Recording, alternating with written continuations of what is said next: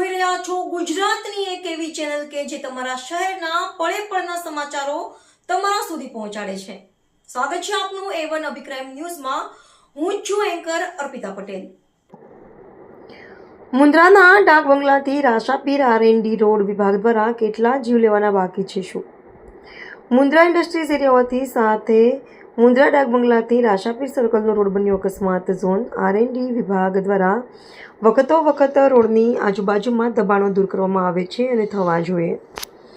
R&D અધિકારીઓ protection માટે police વિભાગના સહયોગથી દબાણ દૂર કરવામાં આવે છે। એવી જ રીતે મામલતદાર હોય કે TDO કે નાયબ પ્રાંત અધિકારી તેઓ પણ દબાણ હટાવવાની કામગીરી કે તંત્રને લગતા બીજી કામગીરી માટે પણ પોલીસ વિભાગ સાથેથી કામગીરી થાય છે।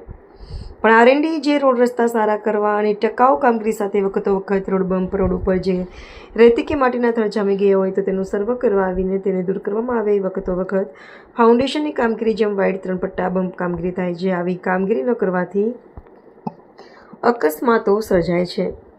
આ સમસ્યા વાતને વારંવાર રજૂઆતો છતાં યોગ્ય કામગીરી ન થતા અકસ્માતો માટે R&D વિભાગના અધિકારીઓ ક્યારે જવાબદારી લેશે કે જે તંત્ર R&D વિભાગને સહયોગ કરે છે શું તે આ અકસ્માતો માટે શું જવાબદારી લેશે? મુન્દ્રા ડાક બંગલાથી રાશાપીર સર્કલ અને મુન્દ્રા બારોઈ જૂની ગ્રામ પંચાયતથી મહારાણા પ્રતાપ સર્કલની રોડ કામગીરી માટે R&D અધિકારીઓ ક્યારે આળસ ઉપાડશે?